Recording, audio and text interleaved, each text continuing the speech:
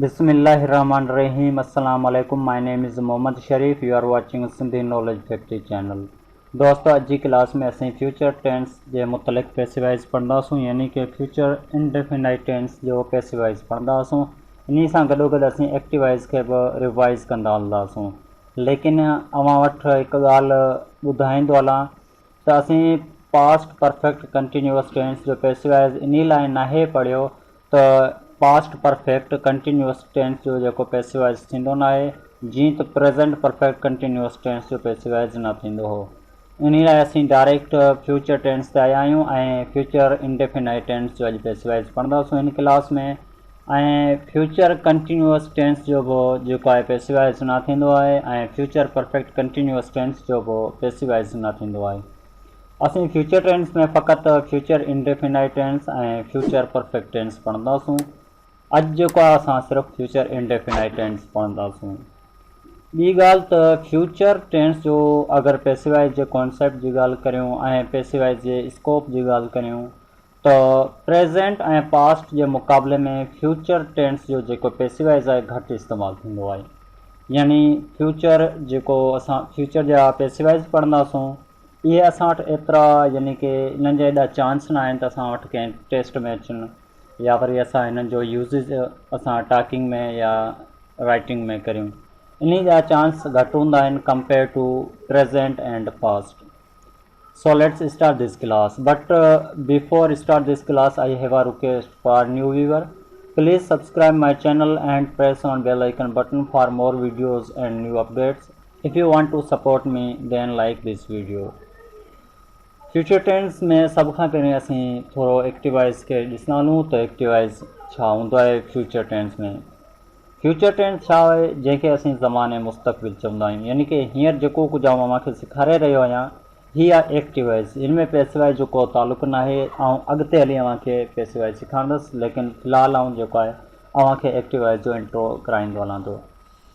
Future tense असां चवंदा आहियूं हिन ज़माने में असां ईंदड़ वक़्त जे मुतलिक़ ॻाल्हि कंदा आहियूं। यानी कि हर उहा ॻाल्हि जेका अचण वारे वक़्त में कंप्लीट थिए या मुकमल थिए, तंहिंखे असीं फ्यूचर टेंस चवंदा आहियूं, जंहिंखे सिंधी में असीं ज़माने मुस्तक़बिल चवंदा आहियूं।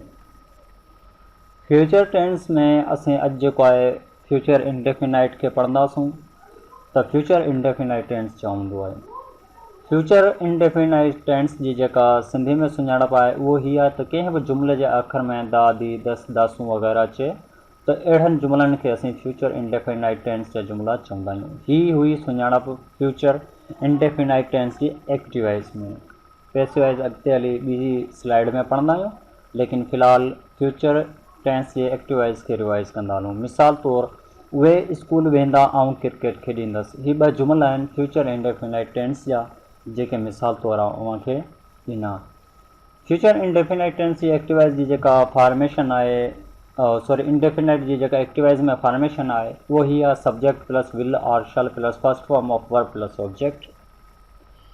Uses of shall and will अॼु असां ॿुधाईंदा हलूं त विल किथे ऐं शल किथे इस्तेमालु थींदो आहे। शल जेको आहे अव्हां आई सां, वुई सां करे सघो था, ऐं विल जेको आहे अव्हां ही सां, शी सां, इट सां, यू सां, दे सां या ETC या जेके बि आहिनि आई वुई खे छॾे, तिन सां अव्हां जेको आहे विल जो इस्तेमालु करे सघो था। नोट करियो त अगरि असांखे को कमु करण जो पको यकीन हुजे त असां आई विल या वुई विल बि इस्तेमालु करे सघूं था। यानी कि को कमु असांखे करिणो आहे, इन जे मुतलिक़ असांखे पका यकीन आहे त इहो असीं कमु कंदासूं, त असीं आई विल बि इस्तेमालु करे सघूं था, वुई विल बि इस्तेमालु करे सघूं था। मिसाल ॾिसूं था, I shall go to picnic, I will go to picnic. ॿई जुमिला सही आहिनि, हिननि में का ग़लती न आहे, ॿई जुमिला सही आहिनि। They will catch fish. ठीकु आहे। हाणे ॻाल्हि कंदा आहियूं फ्यूचर इंडेफिनाइट टेंस जी जेको पैसिवाइज़ में। त असांजी क्लास हितां ई स्टार्ट थींदी आहे। असीं पैसिवाइज़ जो ई कोर्स करे रहिया आहियूं। पोयां असां सिर्फ़ु इंट्रो कयोसीं छाजो, एक्टिवाइज़ जो, ऐं एक्टिवाइज़ खे थोरो रिवाइज़ कयोसीं। हाणे असीं फ्यूचर इंडेफिनाइट टेंस में पैसिवाइज़ जी ॻाल्हि कंदासूं त पैसिवाइज़ कीअं ऐं कहिड़े तरीक़े सां लिखिबा आहिनि। पैसिवाइज़ लाइ असां सभ खां पहिरीं इन जेका आहे फॉर्मेशन पढ़ंदासूं।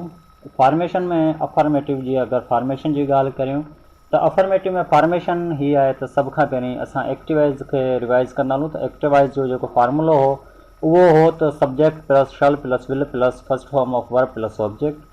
पैसिवाइज़ जी ॻाल्हि करियूं त पैसिवाइज़ में सब खां पहिरीं object plus will plus shall plus be plus third form of verb plus by plus subject. Will ऐं शल खे पोयां ॿुधाए आयो आहियां त विल किथे इस्तेमालु थींदो आहे जिते आई हुजे वुई हुजे, ऐं शल जेको आहे आई ऐं वुई सां इस्तेमालु थींदो आहे, ऐं विल जेको आहे बाक़ी ॿिनि सभिनी सां इस्तेमालु थींदो आहे, चाहे उहे सिंगुलर हुजनि चाहे उहे प्लूरल हुजनि। ठीकु इन तरह पैसिवाइज़ में बि सेम ई रूल आहे। विल जेको आहे अव्हांजो सभिनी सां इस्तेमालु थींदो ऐं शल जेको आहे अव्हांजो फ़क़ति वुई ऐं आई सां इस्तेमालु थींदो। फार्मूले खे सम्झण जी कोशिशि कंदा आहियूं। एक्टिवाइज़ में असांजो जेको ऑब्जेक्ट हूंदो आहे पैसिवाइज़ में वञी असांजो सब्जेक्ट तौरु कमु कंदो आहे, यानी कि एक्टिवाइज़ में डिपेंड करे थो जुमिलो सब्जेक्ट ते ऐं पैसिवाइज़ में डिपेंड करे थो ऑब्जेक्ट ते। ठीकु आहे, यानी कि सब्जेक्ट खां सवाइ एक्टिवाइज़ जो जुमिलो मुकमल न आहे ऐं पैसिवाइज़ में ऑब्जेक्ट खां सवाइ जेको जुमिलो आहे उहो मुकमल न आहे। पैसिवाइज़ में अगरि सब्जेक्ट न हुजे त जेको असांजो जुमिलो आहे उहो सही हूंदो, लेकिन ऑब्जेक्ट न हूंदो त असांजो जुमिलो ग़लति हूंदो। नेगेटिव में जेका एक्टिवाइज़ जी फॉर्मेशन आहे उहो ई आहे subject plus will plus shall plus not plus first form of verb plus object, and passivise formation is object plus will plus shall plus not plus be plus third form of verb plus by plus subject. ये हुई पैसिवाइज़ जी सुञाणप। Interrogative में एक्टिवाइज़ जी जेको आहे विल शल यानी कि helping verb असां सभ खां पहिरीं इस्तेमालु कंदा आहियूं, ऐं पोइ सब्जेक्ट, पोइ first form of verb plus object and then last question mark. ऐं पैसिवाइज़ में ई सेम विल या शल जो पहिरीं इस्तेमालु कंदासीं, यानी कि हेल्पिंग वर्ब असीं पहिरीं इस्तेमालु कंदा आहियूं, जेके असीं पोइ केतिरनि ई क्लासनि खां इहो सिखी रहिया आहियूं त असां इंट्रागेटिव लाइ हेल्पिंग वर्ब जेके आहिनि उहे फर्स्ट में आणींदा आहियूं ऐं लास्ट में क्वेश्चन मार्क एंड देन अवर जेको असांजो फार्मूलो हूंदो बाक़ी सेम ई हूंदो। हाणे इन्हनि खे वधीक एग्ज़ाम्पलनि जी मदद सां सम्झूं था त इहे फॉर्मेशन जेका हुई इहो कहिड़े तरह सां इस्तेमालु थींदी आहे, ऐं मज़ीद जेको आहे असीं पैसिवाइज़ जा जुमिला हिननि एग्ज़ाम्पलनि जी मदद सां सिखंदासीं ठाहिण। चलो ठीकु आहे, असां जेको पहिरीं एग्ज़ाम्पल आहे उहो ई आहे त दे विल लर्न इंग्लिश। हीअ छा जी एग्ज़ाम्पल आहे? हीअ एग्ज़ाम्पल आहे अफर्मेटिव जी, यानी कि अफर्मेटिव माना हाकारी जी हिकु एग्ज़ाम्पल आहे। दे विल लर्न इंग्लिश, इन जी जेको पैसिवाइज़ थींदी English will be learn by them. छा लाइ त असीं इंग्लिश जेको हिते ऑब्जेक्ट हुयो सभ खां पहिरीं आंदोसीं, विल बी जो इज़ाफ़ो असीं कयोसीं, वर्ब जी जेको हुई असीं थर्ड फॉर्म इस्तेमालु कयोसीं बाय देम। ठीकु आहे, next sentence, Safeer will eat mango, mango will be eaten by Safeer. Activise जी हिकु ॿियो एग्ज़ाम्पल आहे, you will play cricket, cricket will be played by you. She will make tea will be made by her. ही example हुआ कुझु affirmative जा जिन्हनि खे अवां ॾिठो ऐं अवां सम्झो हूंदो त कीअं ही एग्ज़ाम्पल ठाहियासीं। असीं पोयनि क्लासनि में असीं सिखिया आहियूं त हिकु जेको आहे फॉर्मेशन खे असीं सेंटेंस में कीअं इस्तेमालु कंदा आहियूं। नेक्स्ट असांजो जेको नेक्स्ट आहे इहो आहे नेगेटिव असीं चवंदा आहियूं नाकारी खे। चलो हिन में बि असीं कुझु सेंटेंस करे ॾिसूं था त नेगेटिव कीअं थींदो आहे। नेगेटिव में असां वटि जेको एक्टिवाइज़ जो हिकु सेंटेंस आहे, he will not drive car will not be driven by him. Sajid will not pluck flower will not be plucked by Sajid. Teacher will not read lesson will not be read by teacher. You will not write lesson will not be written by you. उम्मीद करां थो तव्हांखे negative पिणु सम्झ अची चुको हूंदो त नेगेटिव में एक्टिवाइज़ जा जेके जुमिला आहिनि उहे कहिड़ी तरह सां हूंदा आहिनि ऐं पैसिवाइज़ जा जेके जुमिला आहिनि उहे कहिड़ी तरह सां हूंदा आहिनि। इंट्रागेटिव में यानी इंट्रागेटिव असीं चवंदा आहियूं सवालियनि जुमिलनि खे, जंहिंमें असां कंहिंखां सवाल करियूं या को असां खां सवाल करे, अहिड़नि तरह जे जुमिलनि खे असीं इंट्रागेटिव चवंदा आहियूं। चलो कुझु एग्ज़ाम्पल वठूं था। Will you operate computer, will computer be operated by you. Will they kill the snake, will snake be killed by them. Will Anil sell car, will car be sold by Anil? Will Atif buy mobile? Will mobile be bought by Atif? ही जुमला आहिनि interrogative जा, जैमें असीं सब खां पहिरीं helping verb इस्तेमालु कयोसीं ऐं लास्ट में असीं क्वेश्चन मार्क इस्तेमालु कयोसीं।